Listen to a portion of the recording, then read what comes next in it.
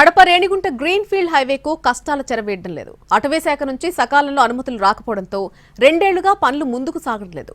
శాసన మండలిలో green field highway నిర్మాణానికి వెంటనే చర్యలు చేపట్టాలని పులివెందులకు చెందిన TDP MLC Ram Gopal Reddy demand చేయడంతో Kadapa Renigunta green field highway మరోమారు తెరపైకొచ్చింది.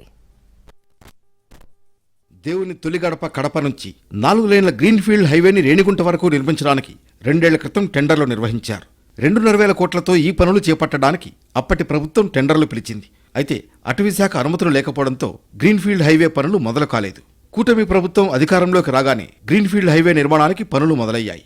అటవీ శాఖ వన్యప్రాణుల సంరక్షణ బోర్డు అధికారుల బృందం ఇటీవల గ్రీన్ ఫీల్డ్ హైవే ప్రాంతాలను పరిశీలించింది. అన్నమయ్య జిల్లాలోని రైల్వే కోడూరు నుంచి రేణిగుంట వరకు దట్టమైన రిజర్వ్ ఫారెస్ట్ ఉండడంతో అక్కడ సంచరిస్తున్న వన్యప్రాణులకు ఆటంకం కలగకుండా రోడ్డు నిర్మాణం చేపడితే తమకు అభ్యంతరం లేదని అటవీ శాఖ తెలిపింది. దీనికి తగినట్లు రోడ్డు డిజైన్ మార్చాలని సూచించినట్లు సమాచారం.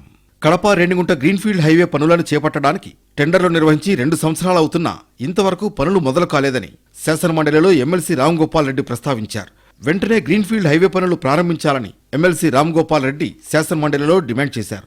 దీనిపై శాసనమండలిలో సుదీర్ఘంగా చర్చ సాగింది. రాజంపేట నుంచి రేణిగుంట మార్గ మధ్యంలో దాదాపు 31 కిలోమీటర్ల పొడవున వన్యప్రాణుల సంచారం అధికంగా ఉందని, అందువల్ల హైవే నిర్మాణానికి ఫారెస్ట్ అధికారులు నిరాకరించినట్లు రోడ్లు భవనాల శాఖ మంత్రి బీసీ జనార్దన్ రెడ్డి వివరించారు. అయితే రోడ్డు డిజైన్ మారుస్తూ అటవీ జంతువుల రాకపోకలకు అనువుగా భూగర్భ మార్గాలు నిర్మించాలని అటవీ శాఖ సూచించిందన్నారు మంత్రి. అయితే రోడ్డు డిజైన్ మార్చడం వల్ల ప్రభుత్వంపై 1500 కోట్ల రూపాయలు అదనపు భారం పడుతున్నట్లు తెలిపారు. జూన్ మాసంలోపు గ్రీన్ఫీల్డ్ హైవే పనులు ప్రారంభించనున్నట్లు సమాధానమిచ్చారు మంత్రి. ప్రభుత్వం చిత్తశుద్ధితో ఉంది. ఏదైతే నేనే స్వయంగా ఈ యొక్క రేణిగుంట తిరుపతి మధ్యన రేణిగుంట కడప మధ్యన నేనే ఇప్పటికి 3 సార్లు 4 సార్లు సమీక్షలు పెట్టడం, నేనే ప్రయాణం చేయడం జరిగింది. ఎంత తొందరలో వీలైతే ఇప్పటికే కూడా పార్ట్ హోల్స్ కు 44 కోట్ల రూపాయల పైన విడుదల చేయడం జరిగింది. ఆ పనులు కూడా మాకు కంప్లీట్ గా జరుగుతూ ఉన్నాయి. ఇంకొక నెలన్నర లోపల కంప్లీట్ చేస్తాము. ఇప్పటికైనా గ్రీన్ఫీల్డ్ హైవేను ప్రభుత్వం యుద్ధ ప్రాతిపదికన నిర్మించాలని ఇక్కడి ప్రజలు కోరుతున్నారు.